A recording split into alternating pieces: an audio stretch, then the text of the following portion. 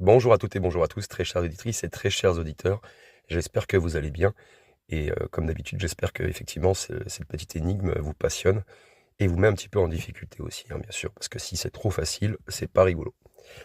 Alors on va donc continuer, hein, donc sur le 4e épisode. J'espère déjà que vous avez pu rassembler, tout un tas d'informations, hein, pour vous mener, à l'énigme finale. On est presque à la fin. Et donc, on va continuer. Donc, on va essayer déjà de décrypter un petit peu, ce message caché, hein, dans cette lumière de l'étoile que je vous ai parlé précédemment. Et on va essayer de parler de quand la lumière devient un message. En fait, on va essayer d'expliciter un petit peu tout ça. Vous allez voir, c'est assez passionnant. Très bonne écoute à tous en tout cas, et je vous dis bonne chance. Alors, depuis le début de cette enquête, on a découvert que HD 1200991, donc une étoile mourante qui est située à 2300 années-lumière, envoie un signal lumineux qui défie donc toute explication connue, toute explication scientifique connue. On a déjà vu aussi que cette étoile était déjà connue des Sumériens et qu'il la considérait un peu comme un phénomène céleste sacré. Mais on doit encore répondre à une question essentielle. Pourquoi cette étoile envoie-t-elle un signal aussi structuré? Est-ce que c'est simplement un phénomène astrophysique rare, ultra rare? Ou bien y a-t-il quelque chose de plus caché, de plus, hein, qui est caché derrière cette lumière?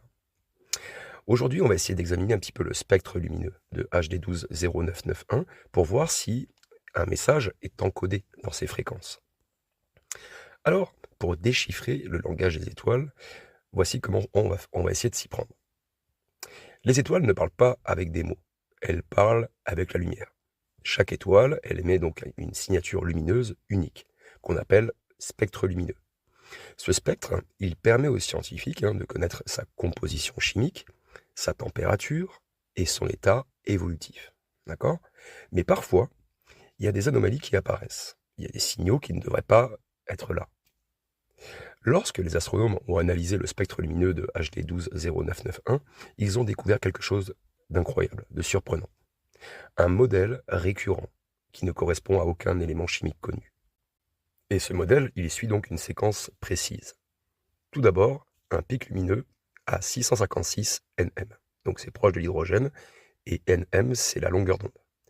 Ensuite, un vide spectral exactement de 3 secondes après.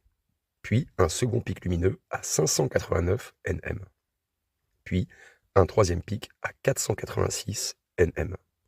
Puis la séquence recommence. Est-ce que cela vous rappelle quelque chose? Ces valeurs ne sont pas aléatoires. Elles semblent former un code. Alors, l'analyse spectrale montre que ces pics lumineux, ils apparaissent avec une régularité parfaite en fait, comme si elles étaient intentionnelles. Or, dans la nature, voilà, les étoiles ne suivent pas des motifs aussi précis, bien sûr. Les pulsars, par exemple, ils émettent des ondes radio régulières, mais pas avec ce type de spectre. Les étoiles variables changent de luminosité, mais pas avec un rythme aussi structuré. Les exoplanètes qui passent devant une étoile, elles créent bien sûr des baisses de lumière, mais pas des pics répétitifs comme ceux-ci.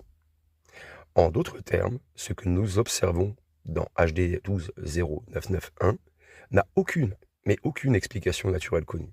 C'est ça qui est fou. Cela signifie-t-il que nous avons trouvé donc un message encodé dans la lumière d'une étoile? Et si oui, eh bien, qui l'a envoyé?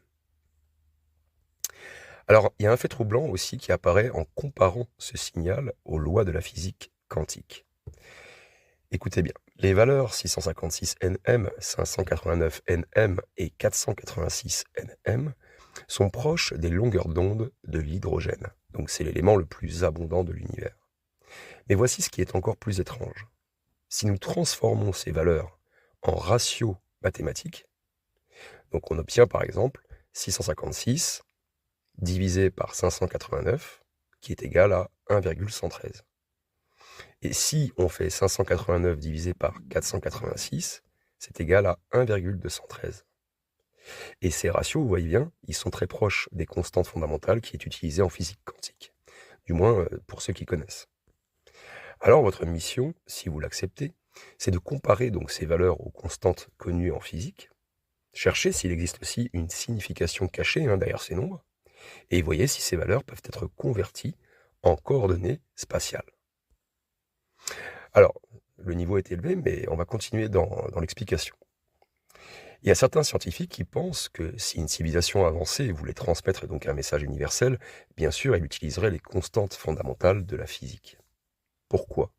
Eh bien parce que les lois de la physique ne changent pas à travers l'univers. Une constante comme la vitesse de la lumière ou la structure des atomes est valable partout, pour toute civilisation avancée. Ce signal lumineux suit-il donc une logique quantique qui nous échappe? Ou bien sommes-nous, est-ce qu'on s'est toujours trompé en fait sur la nature même de la lumière en fait? Si HD 120991 contient un message caché dans son spectre, cela signifierait que déjà quelqu'un ou quelque chose l'a encodé intentionnellement. Et deuxième point, ce message il pourrait être reçu et interprété par d'autres intelligences. Donc en d'autres termes, ceci pourrait être une transmission cosmique destinée à toute civilisation capable de la comprendre. Vous voyez? Mais pourquoi maintenant? Pourquoi cette étoile et pas une autre? Et surtout, à qui était destiné ce message, quoi? Alors parlons un peu de cette énigme à résoudre. Nous savons maintenant que le spectre lumineux de HD 120991 contient des valeurs qui ressemblent à un code, d'accord? Mais nous devons encore traduire ce code en message compréhensible. Donc votre mission, c'est de transformer les longueurs d'onde 656, 589 et 486 en une séquence binaire. Ensuite, comparer cette séquence à des codes connus en cryptographie. Et puis trouver une signification possible à ce message. La réponse pourrait se cacher dans une autre étoile, bien sûr, ou même dans une ancienne connaissance scientifique oubliée. L'épisode suivant nous emmènera donc dans l'étude des signaux radio de l'espace, pour voir en fait si quelque chose d'autre a déjà été reçu dans cette région du ciel. Passionnant, hein? Allez, on va essayer de conclure et de vous teaser pour l'épisode 5. On a découvert aujourd'hui que HD 120991 n'émet pas seulement un signal lumineux étrange, mais que ce signal semble contenir un message encodé.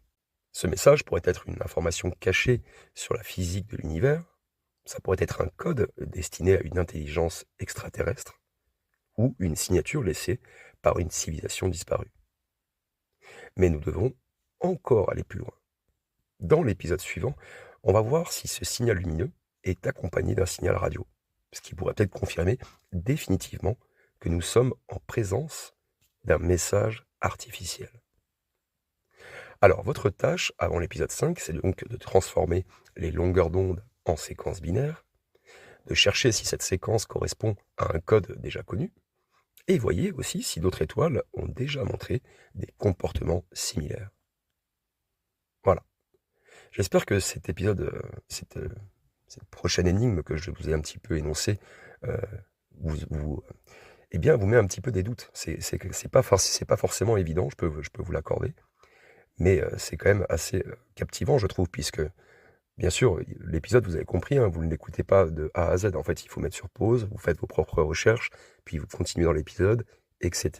Bien sûr, je ne vous l'ai pas dit au début pour que vous le compreniez vous-même, puisque à chaque fois, au fur et à mesure de chaque épisode, plus on avance dans l'épisode, et plus je vous guide un petit peu plus pour trouver l'énigme.